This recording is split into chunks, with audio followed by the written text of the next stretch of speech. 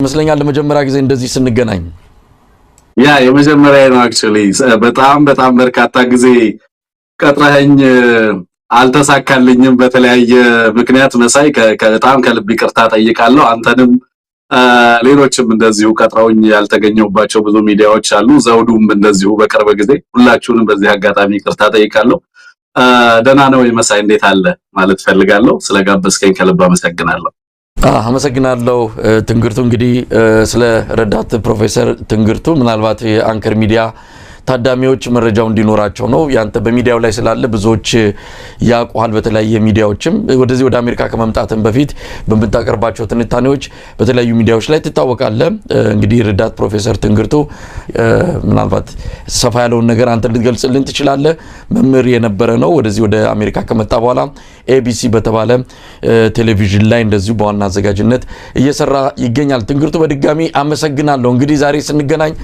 አስቸኳይ የሆኑ ነገሮች ስላሉ ነው የጋበዝኩ መሳይ ከልብ አመሰግናለሁ በብዙ ሰዎች ያቁኛል ብዬ አስባለሁ ለማያቁኝ ሰዎች ግን እዚህ አሜሪካን ሀገር ከመጣው በኋላም እንደዚሁ በአማራ ብሮድካስት ሴንተር ABC ቴሌቪዥን ላይ በፕሮግራም አዘጋጅነት እየሰራው ነው ያለሁት እንደምታውቀው ደግሞ በአማራ ትግል ውስጥም ሰፊ ተሳትፎ አለኝ ስለዚህ ትግል ውስጥ ነው ያለሁት ማለት ነው ወደዚህም ከመጣው ጊዜ ጀምሮና በሚዲያ ላይ በተለይ በብዛት አለውኝ ህብረተሰብን በማደራጀትና በማንቃትም እንደዚሁ የበኩሌን አስተዋጽኦ ያደረኩኝ ነው መሳይ ልክ እናንተም እንደምትሰሩት እኛም የራሳችንን በጎ አስተዋጽኦ እናድርግ በሀገራችን የተሻለ ለውጥ እንዲመጣ የራሳችንን አበርክቶ እናድርግ በሚል በርካታ ጉዳዮች ላይ እንግዲህ እየሰራ እንገኛለን አመሰግናለሁ በድጋሚ እንግዲህ ያው ወደ ለቱ ጉዳዮቻችን እንሄዳለን የአሜሪካ መንግስት መግለጫ በተለይ በኤምባሲው የተሰጠው በአምባሳደር ኤርቪን ማሲንጋ የተሰጠው መግለጫ አነጋጋሪ ሆኖ ነው ዛሬ የዋሉ መጀመሪያ የተሰጠው መግለጫና በኋላ ላይ ተስተካክሎ በመጣው ማለ ያለው ልዩነት ሰፊ ነበርና ያንን ተከትሎም ለምንድነው የተቀየረው ምናልባት አሜሪካ ዲፕሎማሲዋ በጣም ቀጥ ያለ ነው በብዙ ባለሙያዎችና በመዋቅር በሲስተም የሚመራ እንደሆነ ይታወቃልና በአንድ ሰዓት ልዩነት እንደነዚህ አይነት መግለጫዎች መሰጠታቸው ለምንድነው የሚለው ነገር እናነሳለን ከዛ በተጨማሪም ፋኖ ያንን አስመልክቶ የሰጠው ምላሽ አለ የኦሮሞ ነጻነት ሰራዊትም እንደዚሁ ለአሜሪካ መንግስት ጥሪ ምላሽ ሰጥቷል ሁለቱንም መግለጫዎች እንመለከታለን ግን እንደው ትንግርቱ መግለጫዎቹ መጀመሪያ ምን ነበሩ መጀመሪያ ምን ወጣ ከዛ በኋላ ተስተካክሎ የወጣውስ ምንድነው መልካም እንግዲህ መሳይ ሁለት መግለጫዎች ናቸው የወጡት ብዙዎቻችንን ያስገረመ ነው በነገራችን ላይ በቅርብ ጊዜያቶች ውስጥ ኤምባሲው በእንደዚህ አይነት መግለጫዎችን ከሰጠ በኋላ የሪትራክት ሲያደርግ ወይንም የሰጠውን መግለጫ መልሶ ሲያነሳ የታየበት ሁኔታ አልነበረም ኢትዮጵያ ውስጥ እንደምታውቀው በጣም አፋኝና አምባገነን ስርዓት ነው ያለው ኢትዮጵያ ውስጥ ያሉ ተራ የኢትዮጵያ ዜጎች የሚጽፉትን ነገር በከፍተኛ ደረጃ ሳንሱርም ስላለ ነፃነት ተሰምቷቸው ሐሳባቸውን የሚገልጹበት እድል በሌለበት ሁኔታ ውስጥ ሰዎች ሐሳባቸውን በሚሰጡበት ጊዜ ከሰጡ በኋላ ሐሳባቸውን ወይንም አስተያየታቸውን ከጻፉ በኋላ የጻፉትን ነገር ማንሳት በጣም የተለመደ ነገር ነው ተቋማት መግለጫ ካወጡ በኋላ መግለጫዎቻቸውን ያነሳሉ ግለሰቦች ሐሳባቸውን ከገለጹ በኋላ ሐሳቦቻቸውን መልሰው ሲያነሱ እናውቃለን ማለት ነው ግን በኤምባሲ በኩል እንደዚህ አይነት መግለጫ ከተሰጠ በኋላ መልሶ ያንን መግለጫ በተወሰነ መልኩ እንግዲህ ቀይሮ እንደው ለውጡም ቀላል የሚባል ለውጥ አይደለም በነገራችን ላይ እነዛን ማድረግ የተለመደ አይደለም ስለዚህ አነጋጋሪነቱ ከዚህ የመነጨ ይመስለኛል በምን ምክንያት በተለይ ደግሞ የመጀመሪያው መግለጫ አንድምታ ምንድነው ለምን መጀመሪያ መግለጫ ወጣ በኋላ ላይ መግለጫውን ለመሰረዝ የነበረው ምክንያት ወይንም የተሰጠው ምክንያት ምንድነው የሚለው ነው አነጋጋሪነቱን የጨመረው ብዙ ሰዎች የመጀመሪያ ለምሳሌ ተቋማት ቢሆኑ ይሄንን መግለጫ መጀመሪያ ላይ አውጥተው ከዛ በኋላ መግለጫቸውን እንዲያነሱ የተደረገው ባገዛዙ ጫና እንደሆነ በቀጥታ መናገር እንችላለን ለምሳሌ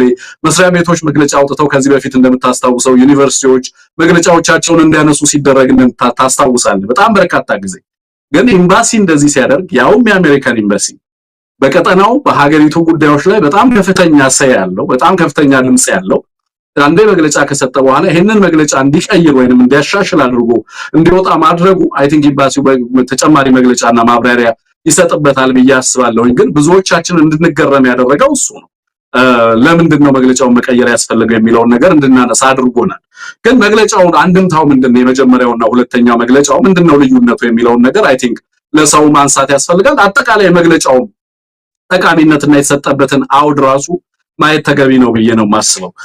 ይሄን መግለጫ ለምን በዚህ ወቅት መስጠት እንደተፈለገ አንደኛ ተጨባጭ ነገር የለም። ለምሳሌ ምንን አስመልክቶ ነው የአሜሪካ ኤምባሲ ይሄንን ያወጣው? ለምሳሌ ኢትዮጵያ ውስጥ ያሉ ግጭቶች እንደቀጠሉ ይታወቃል በሚል ነው የሚጀምረው።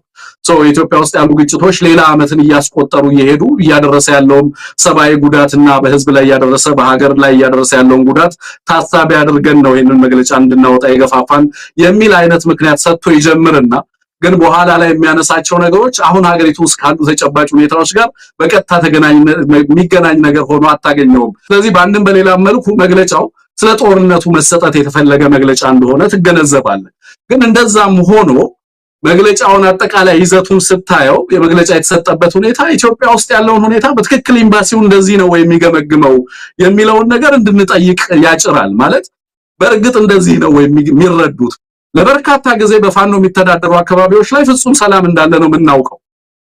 አገዛዙ የሚቆጣጠርባቸው አካባቢዎች ያውም ከተማዎች፣ በርካታ ህዝቦች የሚኖሩባቸው አካባቢዎች ላይ ምንም ኃላፊነት በማይሰማው መልኩ ከባድ መሳሪያዎችን ድሮኖችን በመጠቀም ገበያ ማዕከላትን የሃይማኖት ተቋማትን በማውደም አገዛዙ ነው ጥፋትን የሚፈጽመው። አዲስ አበባ ከተማና አዲስ አበባ ዙሪያ ራሳቸው አምባሳደር ማሲንጋ ከዚህ በፊት በሰጡት መግለጫ ላይ ከንጦጦ መልስ ያለውን አካባቢ አገዛዙ እንደማይቆጣጠር እናውቃለን ያሉት ራሳቸው ናቸው።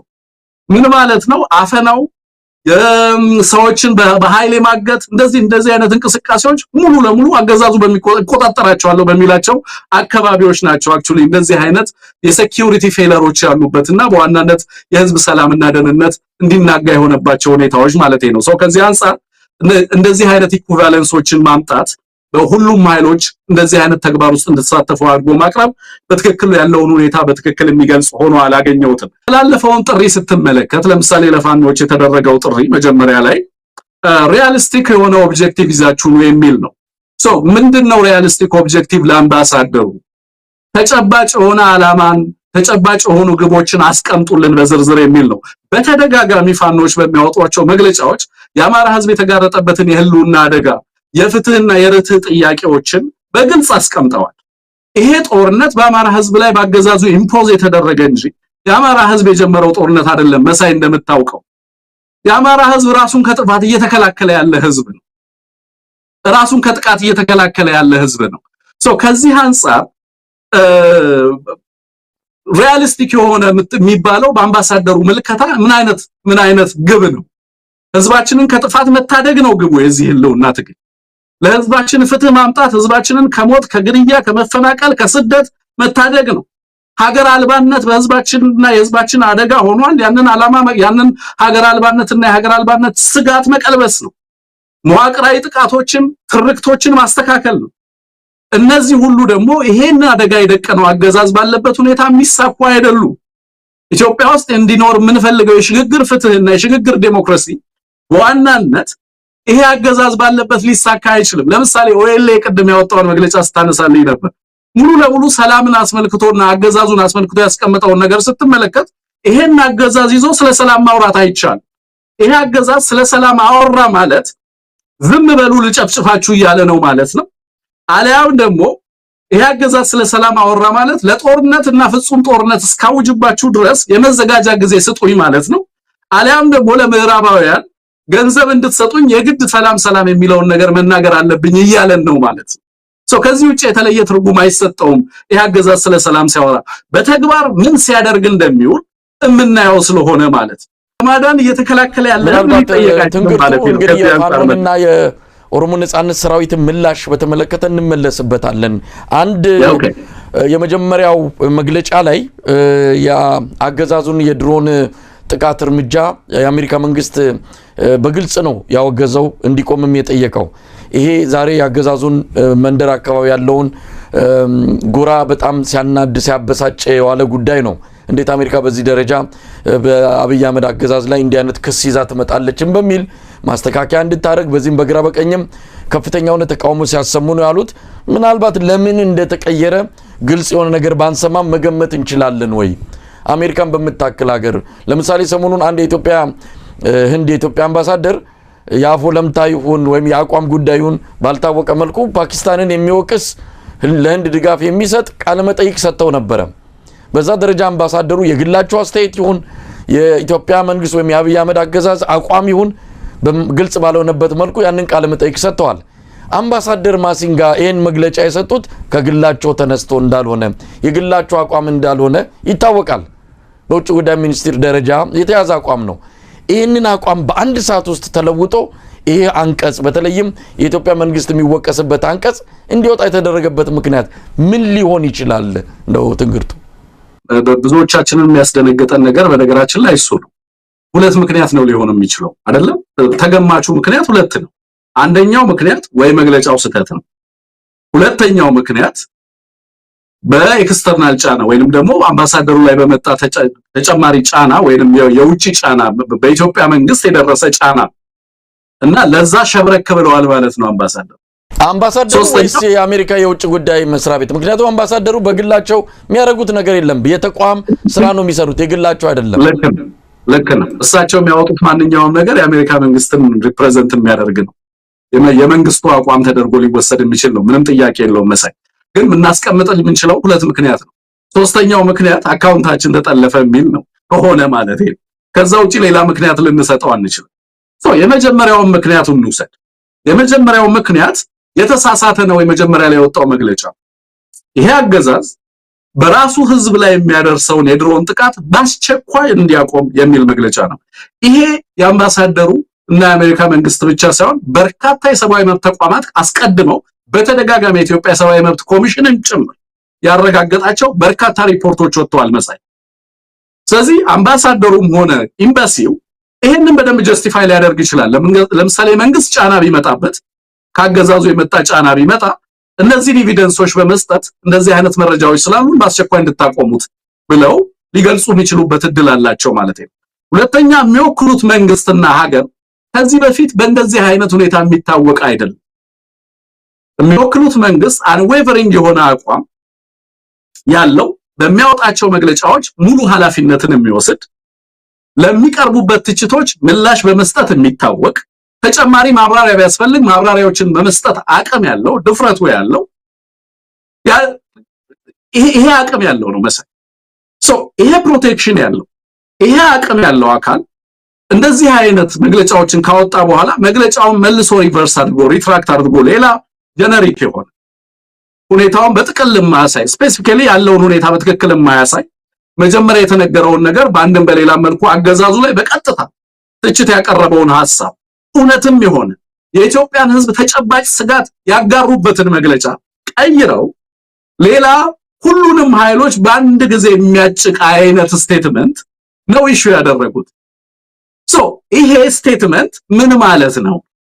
አንደኛ መጀመሪያ የወጣው መግለጫ ትክክል አይደለም፣ ድሮን እየተጠቀመ አይደለም ወይ አገዛዙ ማለት ነው ወይ? ሁለተኛ መጠቀሙ አግባብ ነው ማለት ነው ወይ?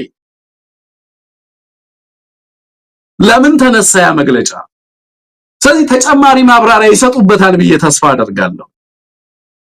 ምክንያቱም በጣም መጥፎ ፕሬሲደንት ነው የሚተው። የአሜሪካን ኤምባሲ የሚመሩ አምባሳደርና ኤምባሲው እንደዚህ አይነት ጽሁፎችን ሪትራክት ካደረገ በተለይ ደግሞ ይሄ የሆነው በኢትዮጵያ መንግስትና አገዛዙ ጫና ከሆነ የኢትዮጵያ ህዝብ በምን አይነት ሁኔታ ውስጥ እንዳለ መገንዘብ ያስችላል። ለህዝብ የሚያስተላልፈው መልእክት ምንድን? ለሌሎች ሀገራት የሚያስተላልፈው መልእክት ምንድን?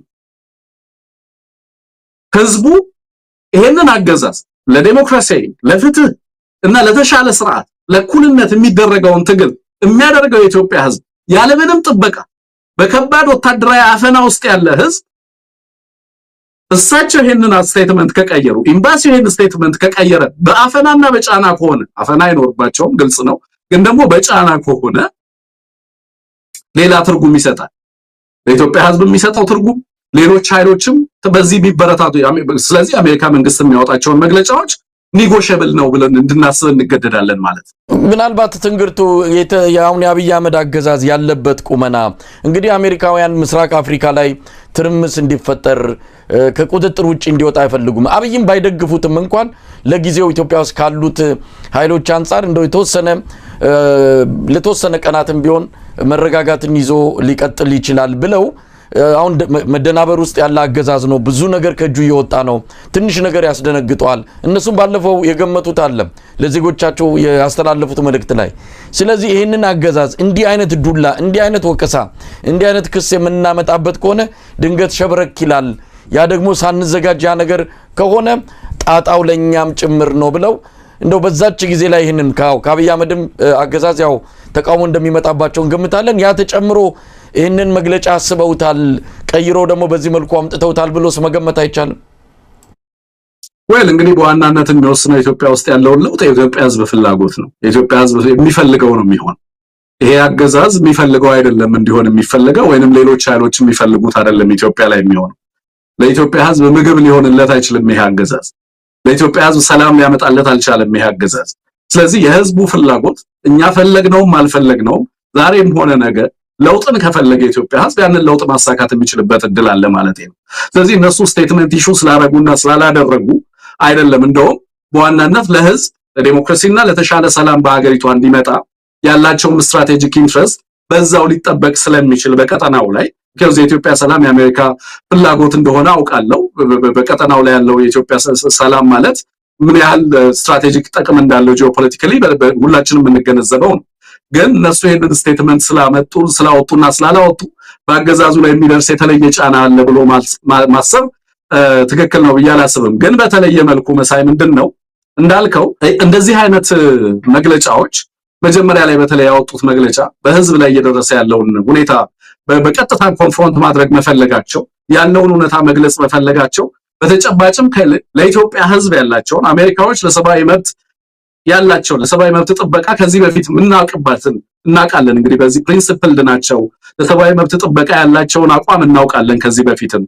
ከዚህ አንፃር ያወጡት መጀመሪያ ላይ የገለጹት ስቴትመንት በትክክል የአሜሪካን መንግስትና የአሜሪካን መንግስት ባህሪ ይገልጻል ብለን የምናስበው እንደውም በተቃራኒው ከዚህ ሸብረክ ብለው ሌላ የተለየ ቬግ ስቴትመንት ማውጣታቸው ህዝቡ በሌላ መንገድ እንዲረዳቸው፣ ሀገራት ይህንን መግለጫ የተመለከቱ ቀጠናው ላይ ያሉ ሀገራትም እንደዚህ የሚያደርጉ ከሆነ ስለዚህ አንተ እንዳልከው በአንድም በሌላ መልኩ የሚያወጡት ስቴትመንት ላይ ሁላችንም ኮንፍሮንት እናደርጋቸው እያሉ ሌሎች ሀገራትም በዚህ መንገድ ከመንግስቱ በተቃራኒ ቆሙ የአሜሪካ መንግስት ለሚያወጣው መግለጫ ቁብ የማይሰጡ አገዛዞች እየሆኑ ሊሄዱ የሚችሉበት እድል የበረታ ነው ወይንም ያደገ ከፍ ያለ ነው የሚሆነው ብዬ ነው ማስበው መሳይ። ከዚህ አንፃር አንተ እንዳልከው በቀጥታ የአብይ አህመድ ስርዓት ላይ ከፍተኛ ጫና ያሳድራል። ከጠበቅነው ከገመትነው ጊዜ በፈጠነ መልኩ አገዛዙ ሙሉ ለሙሉ እንዲወድቅ ያደርጋል ከሚል ሐሳባቸውን ቀይሯል የሚለው ነገር እንግዲህ እነሱ ሐሳብና አስተያየት እስኪሰጡበት ድረስ እኛ ልንገምት ነው የምንችለው።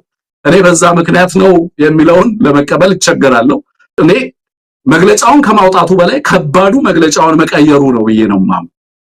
ለመቀየሩ መስጠት የሚቻል ምክንያት የለም በኤምባሲው በኩል። ለማውጣቱ ግን መጀመሪያ ላይ ድሮን ስትራይክን በተመለከተ ላወጡት ስቴትመንት ግን በርካታ ኤቪደንሶችን ጀነሬት ማድረግ ይችላሉ። አሳማኝ የሆኑ ምክንያቶችን መደርደር ይችላሉ። አገዛዙን እያደረገ ያላቸውን የድሮን ጥቃቶች በጣም ተጨባጭ የሆኑ በጣም በርካታ ሲቪሊያኖችን ታርጌት ያደረጉ በጣም ብዙ ሪፖርቶች ስላሉ እሱን በማጋራት ይሄንን ስቴትመንታቸውን አቋማቸውን ማጽናት የሚችሉበት እድል ነበር ብዬ ነው ማስበው።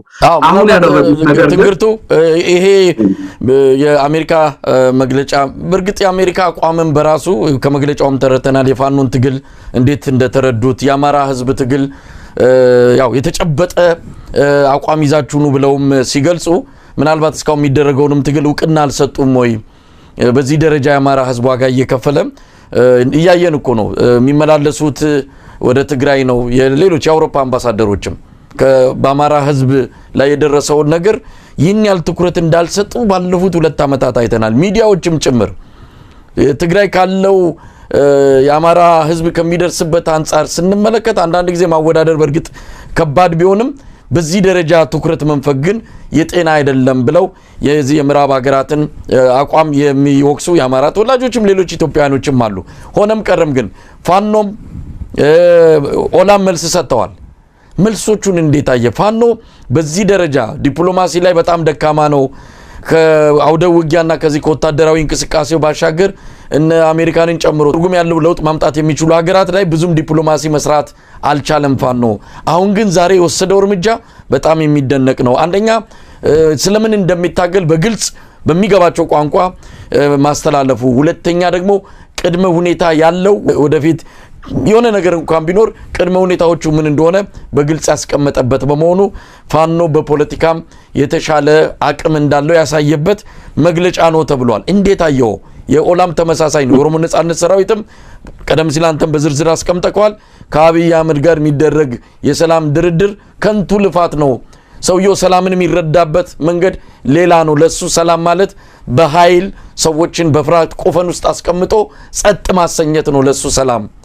ያ በሆነበት ሁኔታ የምናደርገው የሰላም ድርድር ውጤት የለውም። ይልቅስ ይሄን አድርጉ ብሎ የኦሮሞ ነጻነት ሰራዊትም ቅድመ ሁኔታዎችን አስቀምጧል። እንዴት አየው ግን በተለየ ፋኖ በዝርዝር የተቀመጠ አብይ አህመድ ይፈጽሟል ብለን ልንጠብቅ የማንችላቸውን ነገሮች ነው ግን በትክክል መሆን ያለባቸው ነው በዝርዝር ያስቀመጠው።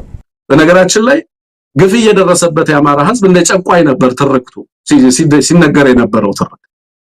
የህልውና አደጋ ገጥሞኛል፣ በጣም በርካታ ህዝብ እያለቀብን ነው፣ እየተፈናቀልን ነው፣ ህዝብ ረሃብ እየተጎዳ ነው፣ እየተወረርን ነው፣ ጦርነት ታውጆብናል፣ ከተሞቹ ይነዳሉ፣ ህዝቡ ይፈናቀላል እያልን እየተናገርን ኦኬ ሀገሪቱ ውስጥ ያለው መሰረታዊ ትርክት ግን ተስፋፊ ኃይል መጣብህ፣ ጨቋኝ ኃይል መጣብህ፣ ገዳ ኃይል መጣብህ፣ አህዳዊ ስርዓት ሊጫንብህ ነው፣ ጸረ ፌደራሊስት የሆነ ኃይል ሊመጣብህ ነው፣ የቋንቋን የሃይማኖትንና የህዝብን ብዝሃነት ወይንም የብሔር ብዝሃነትን የማያከብር ኃይል እየመጣብህ ነው ሲባል ነበር የነበረው ትርክቱ መሰለኝ በጣም ለረጅም ጊዜ ማለት ነው። ይሄ በዲፕሎማሲው ዘርፍና ለሌሎች ሀገራት የተሸጠውን ስቶሪ የማያካትትም ቢመስለው ሰው አለ። አብዛኞቹ የዲፕሎማቲክ ተቋማት ላለፉት በርካታ ዓመታት ይሸጡ የነበረው ትርክት ይሄ የኢትዮጵያን የችግር መሰረት የሚያደርጉ የፌደራሊዝም ስርዓቱ መሰረት ችግር አድርገው የሚያቀርቡ የጸረ ምዕራባውያን ትርክት ባለቤት አድርገው የሚያመጡት ኃይል የኢትዮጵያን ታሪክ ሁላ በመክሰስ በነገራችን በዚህ ሂደት ውስጥ በዋናነት የአማራን ህዝብ ተጠያቂ አድርጎ ለማቅረብ የሚሰሩ ስራዎች በጣም በርካታ ነበሩ። የተቀየረ አይደለም። የሚገርምህ ነገር በተወሰነ መልኩ ይሄንን የትርክት የተዛባ ትርክት በተለይ በዲፕሎማቲክ ኮሚኒቲው በኩል ለመቀየር ጥረት የሚደረግባቸው እድሎች ነበሩ፣ የባከኑ እድሎች አሉ። ከዛ በኋላ በተቀናጀ መንገድ ይሄንን ለመስራት የተሰራ ስራ ትልቅ ነው ብሎ መናገር አይቻልም። የአማራን ፖለቲካ ላለፉት 30 እና 40 ዓመታት ተሰብረው አማራ ራሱን ፖለቲካሊ እንዳያደራጅ በማድረግ እንደዚህ አይነት ትርክቶችን ለመቀየር የሚያስችል እድል እንዳይፈጠር አድርገዋል። እነዚህ ትግሎች እና ይሄ ትግል እየፈጠረ ያለው የትርክት ለውጥ ግን አለ። ለምሳሌ አምባሳደሩ ራሳቸው ኢሹ ባደረጉት ስቴትመንት የዛሬ 7 ወር 8 ወር አካባቢ ይመስለኛል በዛው ስቴትመንታቸው ራሱን ፋኖ እያለ የሚጠራው ኃይል ብለው ነበር መግለጫ ሲሰጡ የነበረው የምታስታውስ ከሆነ ኦኤልኤን ጀነራስሊ ነበር አድሬስ ያደረጉ። ፋኖን በተመለከተና የአማራን ህዝብ ትግል በተመለከተ ደግሞ ራሱን ፋኖ እያለ የሚጠራው ብለው ኢቭን ፋኖ ብሎ መጥራት ፖለቲካሊ አዋጭ እንዳልሆነ የዲፕሎማታዊ ቋንቋ እንዳልሆነ ለውጡ ምንድነው? አሁን ፋኖ የተደራጀ ፖለቲካና ወታደራዊ ኃይል ሆኖ መጣ። በቀጠናው ላይ ከፍተኛ ፖለቲካ ኃይል ሆኖ መጥቷል። ኢትዮጵያ ውስጥ በምንም አይነት መልኩ ለምሳሌ እሳቸው ዛሬ ባወጡት መግለጫ ሰስተነብል የሆነ ሰላም ዘላቂ የሆነ ሰላም ኢትዮጵያ ውስጥ ከነዚህ ኃይሎች ውጪ ሊታሰብ እንደማይችል ስላመኑ ነው እነዚህን ኃይሎች አድሬስ ያደረጉት። ሰላሙ ከተፈለገ ይሄ አገዛዝ ሰላምን ማረጋገጥ ከቻለ ለምን አያደርገው? እስካሁን ድረስ ሊያሳካው እንደማይችል ይታወቃል። ምክንያቱም ይሄ የህዝብ ትግል እነሱ የጽንፈኞች እያሉ የተለያየ ስም ሊሰጡት ቢሞክሩ አምባገነኖች ቃላትን ለራሳቸው ፍላጎት መጠቀም እንጂ የቃላትን ትርጉም ተፈጥሯዊ ትርጉማቸው አይደለም የሚጠቀሟቸው። ስለዚህ ለአብይ አህመድ ቃላት አብይ አህመድን እንዲያገለግሉ ነው የሚፈልገው። ስለዚህ ጽንፈኛ እያሉ የፍትህ ጥያቄ ህዝባዊ ጥያቄ የተለየ ትርጉም ሊሰጡት ይፈልጋሉ እንደምታውቀው ማለት ነው። ከዚህ አንፃር እንደዚህ አይነት ትርክቶች ረጅም ጊዜ ተንሰራፍተው ከመቆየታቸው አንፃር በምዕራባውያን በኩል የአማራን ህዝብ ጥያቄ የሚረዱበት መንገድ ለረጅም ጊዜ ተንሸዋረረ ነበር። ግን በህዝብ ትግልና ጥረት ነው እንደዚህ አይነት ነገር የሚቀየረው። እንዳልኩ አይ በቃኛን ይጠሉናል እየተባለ የሚደረግ ለቅሶ አለ፣ ብዙ ጊዜ የማልደግፈው። ኦኬ ይሄ ትርክት ውጤት ነው። ይሄን ትርክት ራሳችን በተሻለ ትርክት እንቀይረዋለን። ይሄንን የጻፉ ሌሎች ኃይሎች ናቸው ያሉት። ይሄንን ቀይሮ መጻፍና እውነተኛውን ነገር ማስረዳት በህዝባችን ላይ የተጋረጠውን አደጋ ማሳየት ነው። በኢትዮጵያም ህዝብ በአማራም ህዝብ ላይ ያለውን ችግር የገጠመውን ፈተና በትክክል ተንትኖ ማስረዳት የሚጠበቅ ነው ብዬ ነው ማስበው። ያንን በማድረግ ለውጥ እየመጣ እንዳለ ግን እያየን ጎረቤት ሀገራት ላይ በቀጠናው ላይ በዓለም አቀፉ ማህበረሰብ ዘንድ ይሄ ትግል እንዴት እየተወሰደ እንደሆነ የዛሬው መግለጫ ማሳያ ነው ብዬ ነው የምወስደው። አንድ እሱ ነው መሳይ።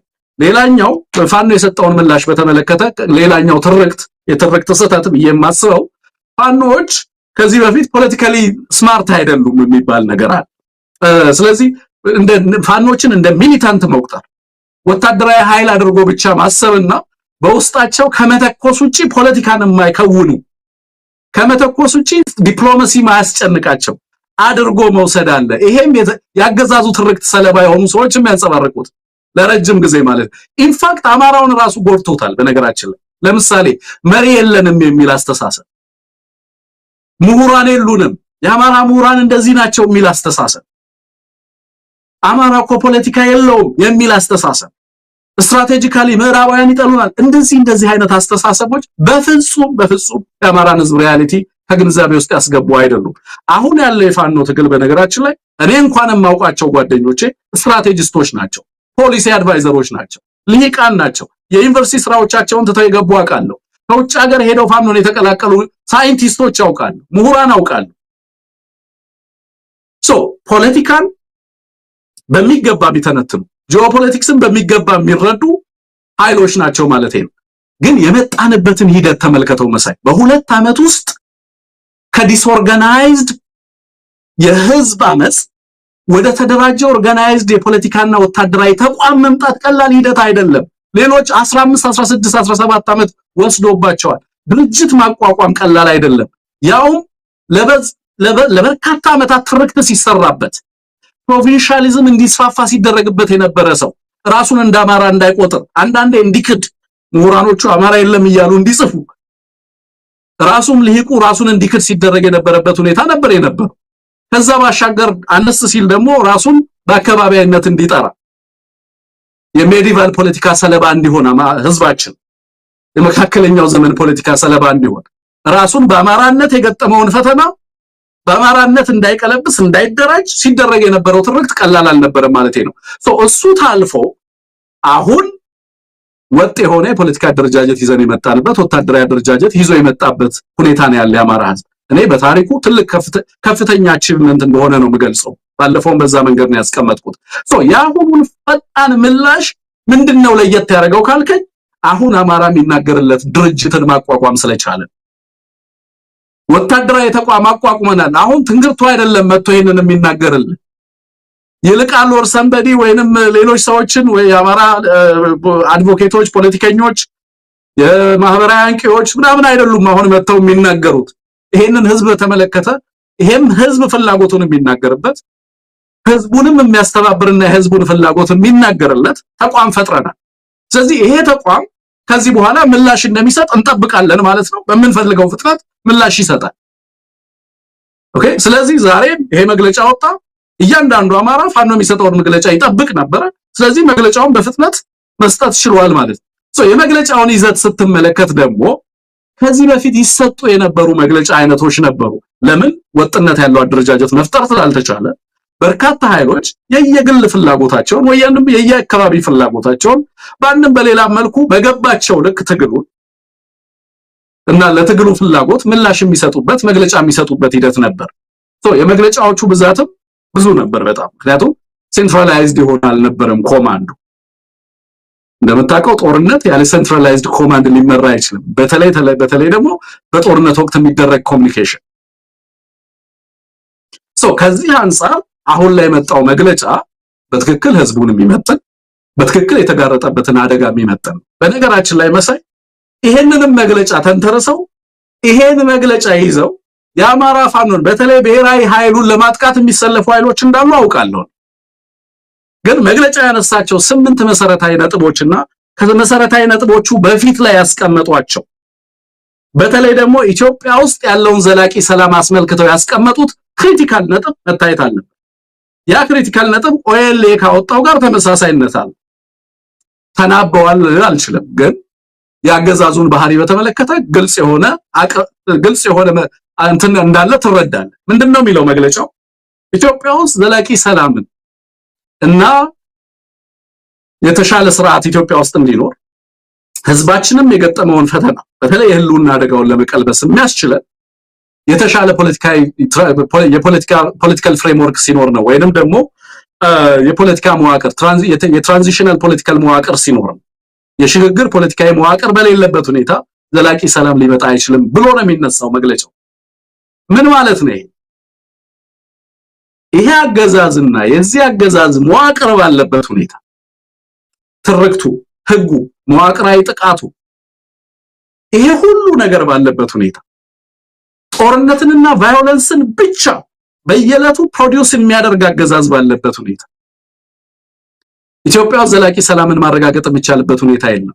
ኢትዮጵያ እንደ ሀገር መቀጠል የምትችልበት እድልና ዋስትና ያለው ዘላቂ የሆነ ሰላም የሚረጋገጠው የተሻለ የሽግግር ፖለቲካዊ ፍሬምወርክ ወይንም ረቂቅ ሲኖር ነው። ያንን ማሳካት ካልቻል እርሶ ያሉትን እና እርሶ የሚመኙትን ዘላቂ ሰላም በኢትዮጵያ ማረጋገጥ አንችልም። ይሄ ምን ማለት ነው? ይሄ አገዛዝ ባለበት ሁኔታ፣ ይሄ የጥቃት መዋቅር ባለበት ሁኔታ፣ ይሄ የኢትዮጵያን ህዝብ እጅግ በጠላትነት የፈረጀ አሰራርና አገዛዝ እና አስተሳሰብ ባለበት ሁኔታ ሀገሪቷ ውስጥ ሰላምና ደህንነት ሊረጋገጥ ዘላቂ ሰላምና ፖለቲካ የተሻለ የፖለቲካ ፍሬምወርክ ሊኖር የሚችልበት እድል የለም ብሎ ነው የሚነሳው። ከዛ በኋላ ደግሞ ወደ ድርድር ውስጥ ለመግባት ለመነጋገር ለመነጋገር ማለት ምን ማለት ነው? በፖለቲካ ጽንሰ ሐሳብ እና ጦርነት የሚያደርጉ ኃይሎች በሁለት ምክንያት ጦርነት ያደርጋሉ። ኦቨርዌልሚንግ ፓወር ባላቸው ጊዜ ጦርነቱን ጥያቄዎቻቸው ሊመለስ የሚችልበትን እድል እንዲፈጥርላቸው ያስገድዳሉ። ምክንያቱም ኢትዮጵያ ውስጥ ፖለቲካል ፋንክሽናል የሆነ ፖለቲካ የለም፣ የሚሰራ ፖለቲካ የለም። የሚሰራ ፖለቲካ በሌለበትና ህዝብ ለህልውና አደጋ በተጋረጠበት ሁኔታ ራሱን ከመከላከል ውጭ ምንም እድል የለውም። ይሄንን ለማድረግ እና ይሄንን ለማሳካት የሚያስችለውን ትግልና የትግል አቅጣጫ ከመረጠ በኋላ በዚህም እያደረክ ያለውን ውጤት ለማሳካት የምታደርገው እንቅስቃሴ አለ። በሌላ አማራጭ ደግሞ የዓለም አቀፍ ዲፕሎማቲክ ኢንስትሩመንቶችን በመጠቀም ጥያቄዎችን ለማስመለስ ፍላጎቶችን ለማሳካት ጥረት ታደርጋለህ። ስለዚህ ከዚህ አንፃር የምትሰጣቸው ምላሾች ፖለቲካል መሆን አለባቸው። የዲፕሎማቲክ ማህበረሰቡንና ዓለም አቀፍ አሰራሮችን ታሳቢ ያደረጉ ምላሾች መሰጠት አለባቸው። ያ ምላሽ ነው የተሰጠው አሁን። ስለዚህ ይሄ አገዛዝ ምናልባት ትንግርቱ በዝርዝር ለመመልከት ያህል መግለጫው እንደተባለው በብዙዎች ዘንድ በስፋት እየተነሳ ያለበት አንድም ፋኖ ከወታደራዊ ጉዳዮች ባሻገር እንደዚህ አይነት ላይ ብዙም የጠነከረ ቁመና የለም የሚለው ትችት በርካታ ምሁራንም እኛም ጋር እየቀረቡ የታለ የፋኖ ማኒፌስቶ ፋኖ ስለ ኢትዮጵያ ፋኖ ስለ አጠቃላይ ሁኔታ ምንድነው የሚለው ግልጽ የሆነ ነገር የለውም ለሚሉ በርግጥ ምላሽ የተሰጠበትም ነው ብሎ መውሰድ ይቻላል። ግን ይሄ ቅድመ ሁኔታዎችን አስቀምጧል። በተለይ ለአብይ አህመድ አገዛዝ የሚተናነቀው ሊፈጽመው እንደማይችል የሚታወቁ ቅድመ ሁኔታዎች ናቸው የመጡት። ምን ማለት ነው? ይሄ ምንድነው? እንዳይበላ ግፋው እንዳያማ ጥራው አይነት ነው ወይስ እንደተባለውም ፋኖ አልደራደርም የሚለውን አቋሙን ትቶ እንደራደራለን ግን በእንደዚህ አይነት ቅድመ ሁኔታዎች ነው ብሎ ያስቀመጠው ጊዜ መግዣ ነው ወይ? እንዴት አየኸው? በርግጥ ጥበብ የተሞላበት ነው፣ ግን በፍጹም የአብይ አህመድ አገዛዝ ሊቀበለው የሚችላቸው አይደሉም ማለት እንችላለን። በፖለቲካ ልደራደርም አይባልም። የተቀመጠው የድርድር ጥሪ አይደለም። በነገራችን ላይ በጣም መሰረታዊ ነገር ነው እዚህ ጋር ይሄንን ማስቀመጥ የተቀመጠው። አገዛዙ በእርግጥም ለዘለቄታዊ ሰላምና የህዝብን ጥያቄ ለመፍታት ኮሚትመንት ካለው እነዛን ኮሚትመንቶች የምንለካባቸው 8 ነጥቦች አሉ ብሎ ነው ፋኖ ያስቀመጠው። ለዛ ዝግጁ መሆኑን የምናረጋግጠው በወሬ አይደለም። እዚህም እየሄደ ሰላም እያለ ቢዘፍን የሰላም እናቶች፣ የሰላም አምባሳደሮች፣ የሰላም ሚኒስትር፣ የሰላም መጽሐፍ ምንም ነገር ሊያደርግ ይችላል። ሰላም እያለ በተጨባጭ ሰላምን የሚያመለክቱ አንዳቸውንም ኮሚትመንቶች አድርጎ አያውቅም። እስር አልቆመም፣ ረሃብ አልቆመም፣ የድሮን ጥቃት አልቆመም፣ አፈና አልቆመም፣ በማንነት መታሰር አልቆመም፣ መገደል አልቆመም፣ መዘረፍ አልቆመም፣ ንቀት አልቆመም። ይሄ ሁሉ ሁኔታ ባለበት ሁኔታ ውስጥ አንዳች ተጨባጭ ኮሚትመንት ሳታደርግ ሰላም እያልክ ብትዘፍንና ዘፈን ብታሰራ ማን ይሰማል? ምክንያቱም ፖለቲካሊ የምታደርጋቸውን ፖለቲካል አክሽኖች ነው የምንቆጥረው 1 2 3 ብለን ማለት ነው። አምባሳደሩ ለጠየቁት ፋኖ የፖለቲካ ኦብጀክቲቮቹን ወይንም ግቦቹን አይደለም እዚህ ጋር የዘረዘረው መሳይ እዚህ ጋር ያስቀመጠው አገዛዙ ለሰላም ኮሚትድ ነው አይደለም የሚለውን የምንለካባቸውን 8 ነጥቦች ነው ያስቀመጠው። ዝግጁ ነው ወይስ አይደለም? ዝግጁ መሆኑን የምናውቀው እርግጥም ለዘለቄታዊ ሰላም ዝግጁ ነኝ የሚል ከሆነ እነዚህ 8 ነገሮች ቅድመ ሁኔታዎች አሟልቶ ከዛ በኋላ ሌሎች ጥያቄዎቻችንንና ድርድር ፍላጎቶቻችንም ካሉ እነሱን እንመለስባቸዋለን። ስለዚህ ቃል በቃል የድርድር ቅድመ ሁኔታ ነው ማለት አንችልማ። የድርድር ቅድመ ሁኔታ አይደለም ይሄ። በአማራ ህዝብ ላይ የታወጀውን ጦርነት አገዛዙ ለሰላም ጥሪ ለማድረግ እንኳን ለፋኖ ሊያደርግ የሚችለውን ጥሪ እንኳን እነዚህ ነገሮች ከተገበረ በኋላ ነው በእርግጥም ስለ ሰላም ጥሪ ሊያደርግልን የሚገባው። የሰላም ጥሪ ማድረግ ካለበት በመጀመሪያ ደረጃ እነዚህ ነገሮች ማሳካት አለበት። ያወጀውን ጦርነት ህዝባችን ላይ ማቆም መቻል አለበት ነው የመጀመሪያው። cessation of hostility ነው በህዝብ ላይ የታወጀ። የሀገሪቷ ጠቅላላ ሰራዊት የት ነው ያለው ታውቃለህ መሳይ? ላለፉት 2 ዓመታት ኢትዮጵያ ውስጥ አንዳንድ ምዕራባውያንና የምዕራባውያን ጋዜጠኞችና ሚዲያዎች ግጭት እያሉ ነው ዛሬም ድረስ ሪፖርት የሚያደርጉት። አክቹአሊ የኢትዮጵያ ህዝብ በአማራ ላይ የታወጀውን ጦርነት ዋሮና መሃራ ብሎ ይጠራዋል ወይ? በአማራ ላይ የታወጀ ጦርነት ብለን እንጠራዋለን ወይ እኛ ራሳችን? አክቹአሊ በተጨባጭ ያለ ሁኔታ እሱ ነው። ስለዚህ በህዝብ ላይ የታወጀ ጦርነት በሁሉም ቀጠና ዛሬ ብቻ በጎጃም አካባቢ እርግጠኝነት ነው የምነግርህ ከ15 ከ20 ባላነሱ ቦታዎች ላይ ውጊያ ነበር። ይሄ ጦርነት ነው። ሌሎች አካባቢ በወሎ በሸዋና በጎንደር ጦርነት ነው ያለው። በእንደዚህ አይነት ሁኔታ በወለጋና በሌሎች አካባቢ የሚገኘው ህዝብ ላይ ጦርነት አለ አሁን። እነዚህ ሁኔታዎች ባሉበት ሁኔታ ውስጥ ስለ ሰላም ጥሪ ልታደርግ የምትችለው እንዴት ነው? በየትኛው የሞራል ድፍረት ነው? ስለዚህ መጀመሪያ ለሰላም ጥሪ ለማድረግ እንኳን እነዚህን ኮሚትመንቶች ማየት ያስፈልጋል። እነዚህን ዘርዝረው አስቀምጠዋል። አንደኛው እንዳልኩ የጦርነቱን ሁኔታ ማስቆም ነው፣ immediate cessation of hostility ነው የሚለው። ሌላው በህዝብ ላይ እየደረሰ ያለውን እልቂት እና የሰብአዊ መብት ጥሰቶችን በተመለከተ የዓለም አቀፍ ተቋማት ያለምንም ከልካይ ገብተው የሚያጣሩበት ሁኔታ እንዲመቻች ነው። ፋኖ ለዚህ ኮሚትድ ነኝ ነው የሚለው። በነገራችን ላይ ፋኖ ላይ የሚቀርቡ ማናቸውም ፋኖ የሰዎች ስብስብ ነው እያደረገ ያለው እጅግ ፈታኙን አይነት የትግል ስልት ነው። ፈታኙ የመጨረሻ አማራጭ ከሌለ በስተቀር ልትገባበት የማይገባው የትግል ስልት ነው ጦርነት። ይሄንን እያደረገ ያለ ኃይል ለየትኛውም ጊዜ ላይ ለዓለም አቀፍ ተቋማት የሰብአዊ መብት ጥሰቶችን በተመለከተ ለሚያደርጓቸው ማጣራቶች ሁልጊዜም ዝግጁ መሆኑንና አገዛዙም ተመሳሳይ ኮሚትመንት መጀመሪያ ያሳይ የሚል ጥሪ ነው ያቀረበው። ስለ ሰላም ከማውራታችን በፊት ለዚህ ዝግጁ መሆኑን ማሳየት አለበት የሚል ነገር ነው ያስቀመጠው። ሶስተኛ የቴሌ የባንክ አገልግሎቶች በክልሉ ላይ የተቋረጡ አንተ ሁሉንም በጣም የሚገርም ነገር መሳይ ይሄ ጦርነት የመከላከያ ሰራዊቱ ሚሊሻውና አድማ ብተና ኃይሉ አማራን የሚወጋበት አይ ብቻ አይደለም። የፌደራል ፖሊሱ የጸጥታ ኃይሉ ምናምን ብቻ አይደለም እዚህ ላይ የሚሳተፈው። የመንግስት ቢሮክራሲዎችና የመንግስት ተቋማት የጦርነት ኢንስትሩመንት ሆነው ሲያገለግሉ ትመለከታለህ። ትምህርት ሚኒስቴር፣ የጤና ጥበቃ ሚኒስቴር፣ ባንኮች፣ ቴሌኮም ህዝብን በመቅዳት በመሰለል የባንክ አገልግሎት እንዳያገኝ በማድረግ የመብራት አገልግሎት እንዳያገኝ በማድረግ አንድ ሀገር ውስጥ የሚኖር ህዝብ አይመስልም። በጋራ በርካታ ታሪክን በርካታ ውጣ ውረድን ያሳለፈ ህዝብ አይመስልም። የምንጎዳው ማንን ነው የሚል ኃላፊነት ሲወስድ አትመለከትም። እንደው በጦርነቱ ፋኖን አላሸንፍም፣ ጦርነቱን ተከትሎ በሚመጣው ስቃይ ነው ፋኖንና የአማራን ህዝብ ማንበረከከው ብሎ የሚያምን አገዛዝ እንደሆነ ትመለከታለህ። ከዚህ አንፃር እንደዚህ አይነት አገልግሎቶች በፍጥነት እንዲለቀቁ ለህዝብ ግልጽ እንዲሆኑ ከዛ ባሻገር የሁማኒቴሪያን ሪሊፍ በተለይ ደግሞ የሰብአዊ አቅርቦት ድጋፍ ሙሉ ለሙሉ ያለም እንግዲህ የሰብአዊ አቅርቦት ድጋፍ ፖለቲካ አይደለም። የሰብአዊ አቅርቦት ድጋፍ የጦርነት አንዱ ኮንዲሽንም አይደለም መሳይ። ለህዝብ ምግብ ይድረስ መድኃኒት ይድረስ ተብሎ አይጠየቅም። በጦርነት ሁኔታ ውስጥ አትነጋገርበትም ሁላ በነገራችን ላይ ፕሪኮንዲሽን አይደለም፣ እሱ መብት ነው። የሰዎች ሰብአዊ መብት አካል ነው፣ የድንጋጌዎች አካል ነው፣ የዓለም አቀፍ ድንጋጌዎች አካል ነው። ይሄንንም አንስተዋል ፋኖች በመግለጫቸው። ምክንያቱም ምን ያህል ቀውስ እንዳለ ታውቃለህ፣ ሰው ሰራሽ ቀውስ አገዛዙ የሚፈጥራቸው። ከዛ ውጪ የአማራ እንግዲህ ከዚህ በፊት በተለይ ብሔራዊ ኃይሉ የሚከሰስባቸው ሁኔታዎች አሉ። ከተለያዩ ኃይሎች ጋር ሊሰራ ነው እየተባለ የአማራን ታሪካዊ ግዛቶች የማንነትና የወሰን ጥያቄዎች በተመለከተ ኮምፕሮማይዝ እንዳደረገ ተደርጎ በተለያየ መንገድ ፕሮፓጋንዳ ሲሰራ እንመለከት ነበር። ውሸት እንደሆነ በተደጋጋሚ ባለፈው ብሔራዊ ኃይሉ ሲመሰረት ያወጣውን መግለጫ ሰምተሃል። ከዛ በኋላ አሁንም በዛሬው እንትኑ እነዚህ ጉዳዮች ላይ ፎርማል ሪኮግኒሽን እንዲመጣ ታሪካዊ ባለቤትነቱን የማንነት ጉዳይ በዲሞክራሲያዊ ጉዳይ የሚወሰን አይደለም። በነገራችን አማራነቴን በዲሞክራሲያዊ ስርዓት ላረጋግጥ እችላለሁ እንደ መሳይ በህዝብ ውሳኔ ነው እንደሚረጋገጠው ማንነት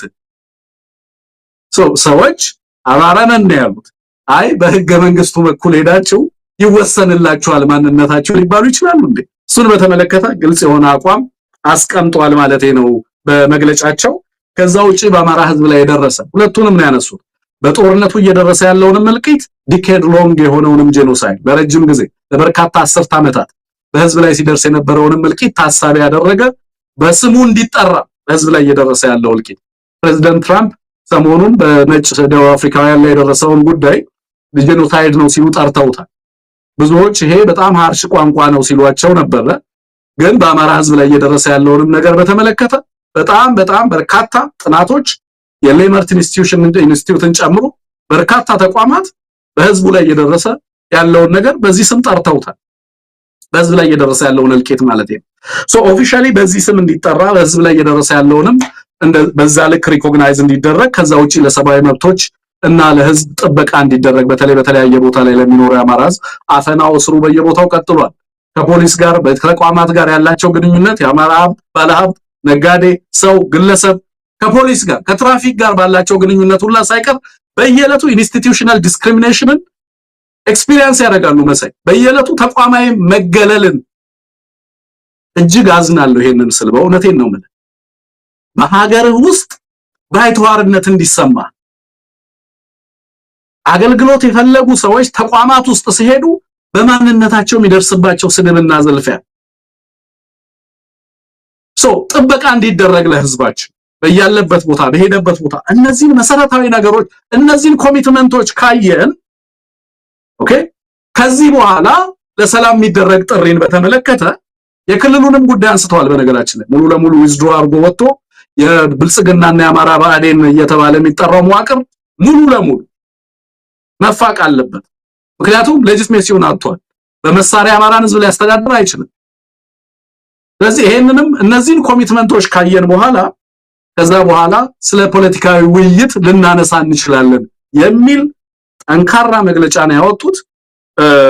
አይ ቲንክ በኔ በኩል ዲፕሎማሲያዊ ቋንቋን የተከተለ የህዝባችንን ፍላጎት ከግንዛቤ ውስጥ ያስገባ ፍጹም ፖለቲካዊ የሆነ የኢትዮጵያንም የሀገርንም ፍላጎት ቀጠናይም የዓለም አቀፉንም ማህበረሰብ ፍላጎት ከግንዛቤ ውስጥ ያስገባ መግለጫ ነው ብሎ መውሰድ ይቻላል። መሰል ትንግርቱ ምን ምላሽ ሊሰጥ ይችላል የአሜሪካ ኤምባሲ ወይም ደግሞ የአሜሪካ መንግስት? ይሄ ቀላል የሚባል አይደለም።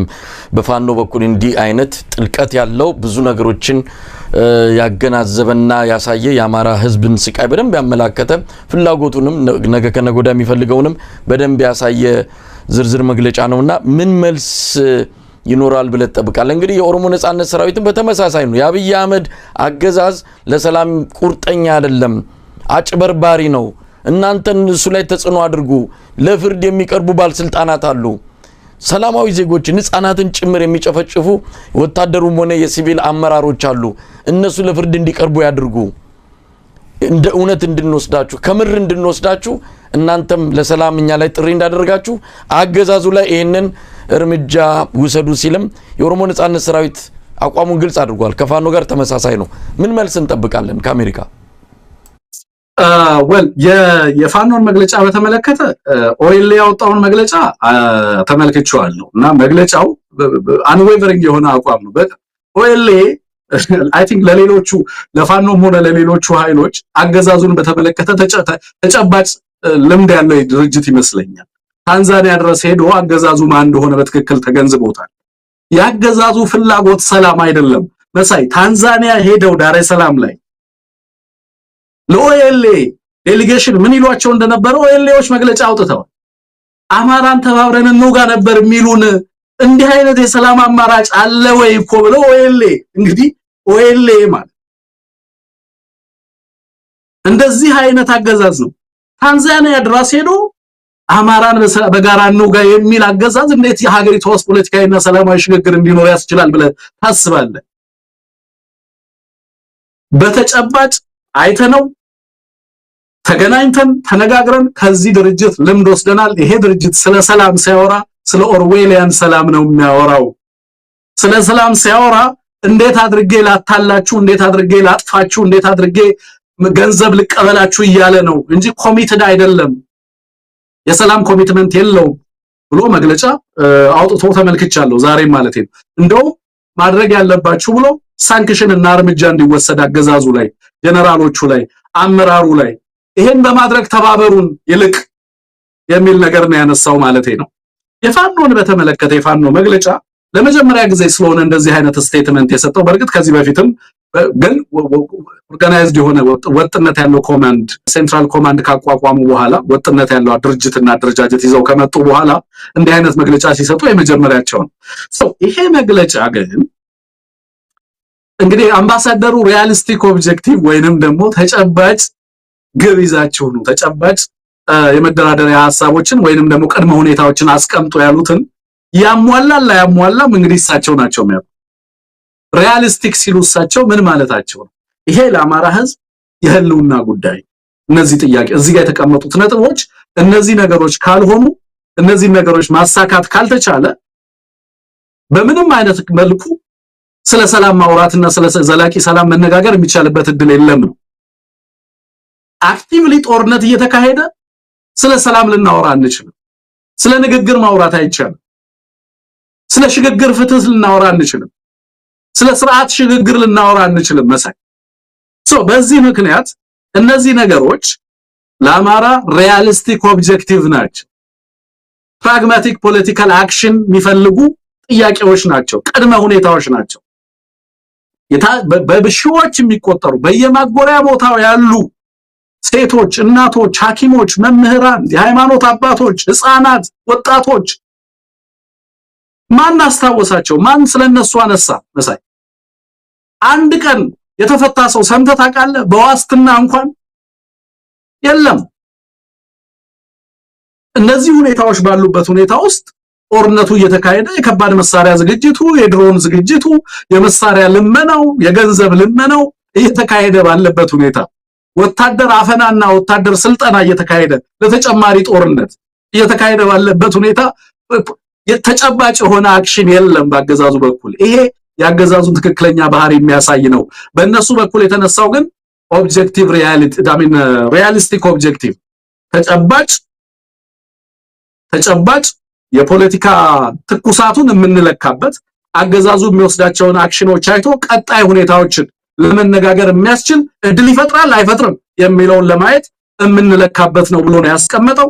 አይ ቲንክ ለሳቸው ይዋጥላቸዋል አይዋጥላቸውም አላውቅም። በዋናነት ግን ከሳቸው ይልቅ ለዚህ ምላሽ እንዲሰጥ የሚጠበቀው አገዛዙ፣ ምክንያቱም በሳቸው እጅ አይደለም ያለው በአገዛዙ እጅ ነው። እሳቸው ምናልባት ሊያስገድዱ ይችላሉ። አገዛዙ ከዚህ በላይ በሀገርና በህዝብ ላይ ሊቀልድ የሚችልበት እድል ያበቃ ይመስለኛል መሳይ። አገሪቱ ያለችበት የኢኮኖሚ ሁኔታ በጣም ብዙ ሰዎች በጣም በፍጥነት ሪፎርም የሚመጣ ይመስላቸዋል። አገዛዙ አሁን የተበደረውን 62 ቢሊዮን ዶላር እየከፈለ አይደለም ያለው።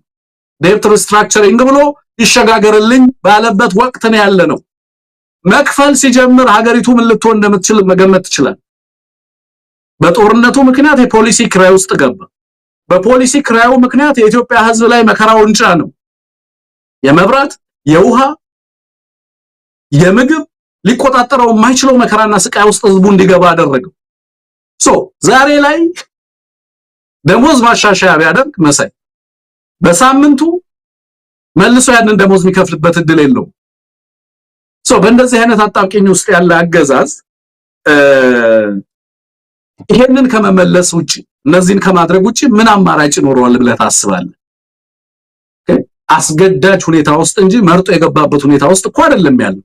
እንደው ምናልባት የአብይ አህመድ አገዛዝ በእርግጥም ይሄንን በኦሮሞ ነጻነት ሰራዊትም በፋኖ የቀረቡትን ቅድመ ሁኔታዎች እንበላቸው ወይም ደግሞ ለመነጋገር እንኳን እነዚህን ነገሮች ፈጽሞ ማየት እንፈልጋለን ላሏቸው ነጥቦች ለመመለስ የሚያስችል አቅምም ፍላጎትም የለውም። የማይችለው ነው። ምክንያቱም የምናየው ነገር ነው። በፖለቲካም በወታደራዊም ቁመናው በከፍተኛ ደረጃ የተዳከመበት ሁኔታ ነው ያለው። አሁን እኮ እና አሜሪካ መግለጫ ምንም ሲያወጡ በጣም በስስት ሆነው ነው ነገ ከነገ ኢትዮጵያ ላይ የሆነ ኃይል ካልመጣ በስተቀረ ይሄ አገዛዝ እንደሆነ የሀገሪቱን ህዝብ ግራና ቀኝ ሰብስቦ ሀገሪቱን ለማስቀጠል የሚያስችል ቁመና እንደሌለው ያውቁታል። ስለዚህ ነገ የኢትዮጵያ ሁኔታ ምንድነው የሚለው በጣም ሊያሳስበን ይገባል። እና አሜሪካ ምን ሊያደርጉ ይችላሉ? ምናልባት ይሄንን አገዛዝ እንዲህ በቅስት በምርኩዝም ደግፈው የተወሰነ ጊዜ ሊያቆዩት ይችሉ ይሆናል። ምናልባትም በወራት ውስጥ ለረጅም ጊዜ ግን ሊያቆዩት አይችሉም። ስለዚህ ምንድነው ድል ጣፋንታ አሁን የኦሮሞ ነጻነት ሰራዊትና የፋኖ መናበብ እንበለው ተነጋግረው ይሁን አናቅም፣ ግን አንድ የተናበበ ነገር ነው የምናየው። አቋማቸው ተመሳሳይ ነው በአገዛዙ ላይ። ስለዚህ ኃላፊነት እንዳለባቸው ያየን ነው ማለት ነው። መሳያው ምናልባት መግለጫቸው ተነጋግረው ሊሆን ይችላል የሚለው ግምት ብዙ እንትን የሚል አይደለም። ግን አገዛዙን በተመለከተ የኢትዮጵያ ህዝብ ያለው ግምገማ እነዚህም ኃይሎች ያላቸው ግምገማ ተመሳሳይ መሆኑ ኢትዮጵያ ውስጥ በጣም ፕሪዲክተብል የሆነ ነገር ሰዎች ሁሉ በቀላሉ ሊገልጹልህ የሚችሉት ነገር አገዛዙንና ያገዛዙን ባህሪ በተመለከተ በዚህ ላይ ወጥነት ያለው መስማማት አለ። እኔና አንተ ሳንደዋወል አገዛዙን በተመለከተ በሚያወጣው መግለጫ በሚሰራውም ስራ ተመሳሳይ አቋም ልንይዝ እንችላለን ማለት ነው። ምክንያቱም በዚህ ደረጃ ህዝብ እንዲያውቀው የሆነ ድርጅት ህዝብ እንዲያውቀው የሆነ አገዛዝ ነው ማለት ነው። ሌላው እንዳልከው ይሄ አገዛዝ እስከዛሬ ድረስ የመጣባቸውን መንገዶችን ነው። በተለይ ደግሞ እንዳልከው የኢትዮጵያ ስቴቢሊቲ ለቀጠናው በጣም መሰረታዊ እንደሆነ እናውቃለን። ይሄም የሌሎች ሀገራት ፍላጎትን በአንድም በሌላም መልኩ ጋር ተመሳሳይ ሆኖ ታገኙዋል። የአውሮፓ ህብረት የኢትዮጵያን ሰላም ይፈልጋል፣ የሀገሪቷን ስቴቢሊቲ ማለት ነው። ቀጠናው የኢትዮጵያን መረጋጋት ይፈልጋል። የአሜሪካ መንግስት የቀጠናውን መረጋጋት ይፈልጋል። ሌሎች ሀገራትም የምስራቅ ሀገራትም ግሎባል ሳውዝ የምንላቸው ሀገራት የገልፎቹም ቢሆኑ በተወሰነ መልኩ መረጋጋቱ እንዲኖር አካባቢ ላይ ይፈልጋሉ ብዬ አምናለሁ። ያንዳንዶቹን ሀገራት በእርግጥ አላውቅም፣ እንደ ዩኤኢ ያሉትን ሀገራት ማለት ነው። እስከዛሬ ድረስ ግን ኢትዮጵያን በተመለከተ የሚያራምደው ዲፕሎማሲ ይሄ መንግስት ለምንድነው ፖለቲካሊ ኮንሲድ ማታደርገው ሲባል በፖለቲካው ሂደት ውስጥ ለምንድነው ማትደራደረው? ለምንድነው ፖለቲካ እስረኞችን ማትፈታው? ለምንድነው ምህዳሩን ማታሰፋው? ለምንድነው የምታፍነው ሲባል ከኔ የተሻለ ስርዓት አይመጣም። እነዚህ በርካታ ኃይሎች የታጠቁ ኃይሎች ወደ ማዕከል ከመጡ ይጨራረሳሉ። ኢትዮጵያ ውስጥ ሲቪል ዋር ነው የሚነሳው ነው የሚለው አገዛዙ። ለሌሎች የሚነግረው ትርክት ይሄ ነው። ይሄን ትርክት በጣም ሸጦታል። አሁንም አውሮፓ እየዞረ ያለው ይሄንን ሊሸጥ ማዕከላዊ መንግስቱ ከተዳከመ ኢትዮጵያ ሀገር ሆነ አትቀጥልም ነው የሚለው በተደጋጋሚ ማለት ነው። ይሄ ትርክት ተሽጦ አሁን ላይ ግን ኢትዮጵያ ውስጥ እየመጣ ያለው ለውጥ እና የትግል እንቅስቃሴ ከትጥቅ እንቅስቃሴው ባሻገር ያለው ህዝባዊው ማዕበል እነዚህን አይነት ከዚህ በፊት ይሰራባቸው የነበሩ አገዛዙ ይሸጣቸው የነበሩ ነገሮችን ከገደል የከተተበት ሆነ። አሁን ያንተ መንግስት ነው ሲባል የነበረው ህብረተሰብ ምግብ መብላት አልቻለም፣ ሰላም ማግኘት አልቻለም። አዘይንዶ ዘዴ ባህሉንና እንትኑን ልታከብርለት ትችላለህ፣ ህዝቡን እንዲዘፍን ሴንሴሽናላይዝ ልታደርግ ትችላለህ፣ እንዲጨፍር ልታደርገው ትችላለህ። ግን ምግብ ካላበላው ምን ጥቅም አለ? ሰዎች ቤታቸው ሲገቡ የምግብ ሜኑዋቸው ላይ ያለውን ነገር ነው የሚመለከቱት። ለልጆቻችን ምግብ ማብላት እንችላለን ወይስ አንችልም ነው ጥያቄ። ርቦናል ነው የሐኪሞች ጥያቄ። ሃይማኖትም ጎሳም ሊገድበው አልቻለም ይሄን ጥያቄ። ያሉትን ዲቫይድ ላይኖች ኤትኒክ በለው ሪሊጂየስ እና ሌሎች መከፋፈያ መንገዶችን ተሻገረበት ሳያስበው። በእርግጥ በተደጋጋሚ ኢትዮጵያ ህዝብ ቅኔ ነው ይባላል። እንዲህ አይነት ባህሪዎች አሉት። አንዳንዴ ተስፋ በምትቆርጥበት ጊዜ የሚገለጥ ባህሪዎች አሉ ይሄ ህዝብ። አንዳንዴ የሚያስገርመኝም ነገር እሱ ነው። አሁን የሁሉም ጥያቄ መምህራን የሐኪሞቹም ጓደኞች ናቸው። የወታደሩም የፖሊሱም ዘመድ ነው ሐኪም መምህር ማለት። ፖሊሱን መምህሩን በመሳሪያ ጠብቀው ብለህ ልታዘው አትችልም። ምክንያቱም መምህሩ ከራበው ፖሊሱ ርቦታል ማለት ነው። የፖሊስ ሚስት ነች መምህሯ። የጤና ባለሙያ ወንድም ነው መከላከያው። በህዝብ ተጨባጭ ህይወት ላይ የመጣ ችግርና አደጋ ነው ሀገሪቷ ውስጥ እየተንጸባረቀ ያለው መሳይ። በዚህ ምክንያት ሌሎች አካላትም የሀገሪቷን የፖለቲካ ለውጥ የሚገነዘቡ አካላት ሀገሪቱ ውስጥ እየመጣ ያለውን የህዝብ ማዕበል በትክክል ተረድተውታል። ስለዚህ ኢትዮጵያ ሰላም እንድትሆን ቀጠናው ሰላም እንዲሆንና ሰላማዊ ሽግግር እንዲመጣ ከተፈለገ ይሄ አገዛዝ የግድ ተገዶ እንደዚህ አይነት ሁኔታ ውስጥ እንዲመጣ አስገዳጅ የሆኑ ሁኔታዎችን መፍጠር ተገቢ ነው የሚሆነው። ለዚህም ይመስለኛል ይሄ መግለጫ የወጣው አንተ እንዳልከው ለምሳሌ ምንም ታሳቢ ነው አርጎ ነው የወጣው። አርብ የሚወጣ መግለጫ አይደለም። የጦርነቱን ሁለተኛ ወይ አንደኛ ዓመት ታሳቢ አድርጎ የመንግስትን ሶስተኛ ወይ አራተኛ ወይ ሰባተኛ ዓመት ታሳቢ አድርጎ የወጣ መግለጫ አይደለም ማለት ነው።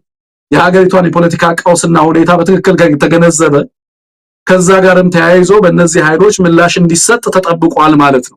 ምክንያቱም የኢትዮጵያን ሰላም በምንም መልኩ አገዛዙ ብቻውን ሊያረጋግጠው የሚችልበት ሁኔታና እድል እንደሌለ የተረዱት ይመስለኛል መሳይ። ከዚህ አንፃር ተገዶም ቢሆን ወደ እነዚህ አይነት ሁኔታ ውስጥ እንዲገባ ለማድረግ ጥረት ያደርጋሉ ብዬ ነው ማስበው። ግን በዋናነት እንዳልኩ የኢትዮጵያን ለውጥ የሚወስነውና ዲክቴት የሚያደርገው የኢትዮጵያ ህዝብ ፍላጎት ነው ብያለሁ። መሬት ላይ የምናደርገው ትግል ነው፣ የምንከፍለው መስዋዕትነት ነው። ትንግርቱ እንደው የዛሬው የፋኖ ምላሽ በተለይ በዓለም አቀፍ ተቋማት በምዕራባውያን ሀገራት ዘንድ ከዚህ በኋላ ለሚያነሱት ጥያቄ ፋኖ ቅርጽና እንትን የለውም ለመነጋገርም አልቻልም እያለ አብይ አህመድም በየጊዜው የሚያቀርበውን ስሞታ የሚያስቀር ይመስላልና እንዴት ሊረዱት ይችላሉ? ከዚህ በኋላ ይህንን ጥያቄ አያነሱም? ፋኖ አላማውን የሚፈልገውን አጠቃላይ ሁኔታውን የተመለከተ አቋሙን ግልጽ ያደረገበት ሁኔታ ነው የታየውና ከዚህ በኋላ ከምዕራብ ዓለም ሀገራት ጋር በተለይ ተጽዕኖ ከሚፈጥሩት ሀገራት ጋር የሚኖረው ግንኙነት ምንድነው ብለህ ታምናለህ? እስከዛሬ እንደሚያደርጉት ፋኖን አናቆም ወይም በስም ለመጥራት ራሱ እስከማይፈልጉበት ጊዜ ድረስ የነበረውን ሁኔታ ቀይረው በትክክል በቁመናውና በተጽዕኖ ልክ መተው ሊነጋገሩ የሚችሉበት እድል ይኖራል ወይም ደግሞ ወደዛ ውሳኔ ይገባሉ ብለህ ትጠብቃለህ? ምንም ጥያቄ የለውም። የሚኖረው አቅም ነው የሚወስነው። የምትገነባው ኬፓቢሊቲ ነው የሚወስነው። ይሄ መግለጫ ሲወጣ አገዛዙ መጨረሻ ላይ ነው የተጻፈው። አይተህ ከሆነ ማለት ነው።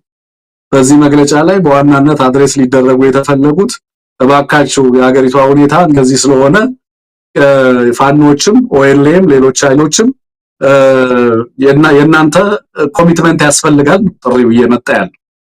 ይሄ በህዝብ ትግል የመጣ ይሄ ከፍተኛ ዋጋ ተከፍሎበት እዚህ የተደረሰበት እንትን ነው መሳይ፣ ዝም ብለህ የምታመጣው አይደለም። ግን ትልቁ ነገር ምንድነው? ፋኖ ይዞ የመጣው አደረጃጀት በተለይ ደግሞ ቁልፍ ምላሽ የሰጠን የአማራ ህዝብ መሳይ፣ አንተ ራስን ጨምሮ ስንቴ ነው እኔ ጋር የደወልከው? ለምንድነው አንድ የማይሆኑት የማይል ህዝብ ነበር ወይ? ለምን መሰለ እንደዛ ስንል የነበረው የተደራጀ ፖለቲካን መስራት የሚቻለው ወጥ የሆነ አደረጃጀትን ይዞ መምጣት እንደሆነና ዓለም በዛ እንደሚመራ ስለምንገነዘብ ነው ጫና ስናሰድርባቸው የነበረው። አንድነቱን ፍጠሩ፣ ከዛ በኋላ ሪሶርስ አትጠይቁም፣ ከናንተ ጋር መስራት የሚፈልግ በርካታ ኃይል ይኖራል፣ የኢትዮጵያን ሰላም የሚፈልግ ኃይል ሁሉ እናንተን አማራጭ ኃይል እንደሆናችሁ ይገነዘባል። ምክንያቱም የናንተ ጥያቄ የህዝብ ጥያቄ ስለሆነ። እውነት እነሱ እንደሚሉት የጽንፈኞች ጥያቄ ከሆነ እኮ መሳይ እንደፈለጉ አሜሪካ ላይ መጥተው ስብሰባ ሰልፍ መጥራት ይችላሉ እኮ። እነሱ እንደሚሉት የጽንፈኞች ጥያቄ ቢሆን የሁሉ የሚያስገቡት ሰራዊት እኮ እዛው ቀልጦ አይቀርም እኮ እንዴ። በመላ ሀገሪቷ ለፋኖ የሚሰጠው ድጋፍ እኮ ቀላል ድጋፍ እኮ አይደለም። እስኪ እነሱ በሚያወጣቸው ሰራዊት ቀጥረው ደሞዝ የሚከፈላቸው የሚዲያ ሰራዊት ቀጥረው በመናወጣቸው ማስታወቂያዎችና የቴሌቪዥን ዜናዎች ስር ሄዳችሁ ኮሜንት አድርጉልን ሶሻል ሚዲያ ላይ ተብለው የተቀጠሩ ሰዎቻቸውን ኦቨርዌልም የሚያደርግ የህዝብ ምላሽ እኮ ነው የምታየው በሚወጣው ዜናው ስር እየሄድክ ስትመለከት። ከዛ በላይ ምን ሰርቬይ አለ? የኢትዮጵያን ህዝብ የልብ ትርታ ለመለካት ከዚህ ውጪ ምን አይነት ጥናት ልንሰራ እንችላለን? የህዝቡን ምላሽ እዛ ጋር ሄደህ እኮ ታገኘዋለህ። እነሱ ሊከላከሉት አንድ አይነት ቃል ኮፒ ፔስት እያደረጋችሁ ለጥፉ ተብሎ የተሰጣቸውን እንኳን እንደዛ እየለጠፉ የሚከፈላቸው ኃይሎች ህዝቡ እንዴት ኦቨርዌልም አድርጎ የነሱን ፈልጋ እንኳን አታገኙም። የነሱን እዛ ጋር የሚጽፉትን ነገር ማለት ነው። በዚህ ደረጃ ህዝብ ድጋፍ የሰጠው ኃይል መሰረቱ የህዝብ ጥያቄ እንዳለ ግልጽ ነው። እነዚህ ጥያቄዎች በሆነው እንደነሱ እንደሚሉት የጽንፈኞች ጥያቄ ቢሆኑ በአንድና በሁለት ወር እዛ አካባቢ ያለውን የፖለቲካል ኦርደር በምትፈልገው መንገድ መቆጣጠር በቻልክ ነበር። 2 ዓመት ዘለቀ። አቅሙ እየተጠናከረ እያሰለጠነ መግለጫ እየሰጠ ከቦታ ቦታ እየሄደ ቋራ ድረስ ሄዶ ዲክላሬሽን የሚያውጅ በዚህ ደረጃ እየተንቀሳቀሰ ያለን ኃይል አሳነሰ ልታቀርብ ወይንም ደግሞ አጠልሽተ ልታቀርብ ብትሞክር እንደው ራስን ታታልላለህ። ከገባህበት የጦርነት ቀውስ ውስጥ ግን መውጣት አትችልም መሳይ። አሁን እኮ ውሃ ውስጥ የተደፈቀ አገዛዝ ነው ያለው። መተንፈስ አይችልም። መውጣትም ከባድ ነው፣ መግባትም ከባድ ነው ይሆን። ስለዚህ ተገዶ ወደ እንደዚህ አይነት ነገሮች ውስጥ ቢመጣ የሚገርም አይደለም። ሌላው እንዳልከው ግን የኢትዮጵያን ሰላም የሚፈልጉ ኃይሎች በነገራችን ላይ ፋኖ በመግለጫው ላይ ዛሬ ባወጣው መግለጫ ላይ መሳይ ምን የሚል ነገር አለው መሰለህ? የትኞቹም ኃይሎች ጋር በተለይ ከምዕራባውያን ጋር ተቀራርቦ ለመነጋገር ለመስራት ፍላጎቱን ለማስረዳት ሁሉ ጊዜ ዝግጁ መሆኑን በግልጽ ተናግሯል። ዌልካሚንግ ጀስቸር ነው ይሄ ፖለቲካ ነው። ይሄ ዲፕሎማሲ ነው። የዲፕሎማሲ ቋንቋ ነው።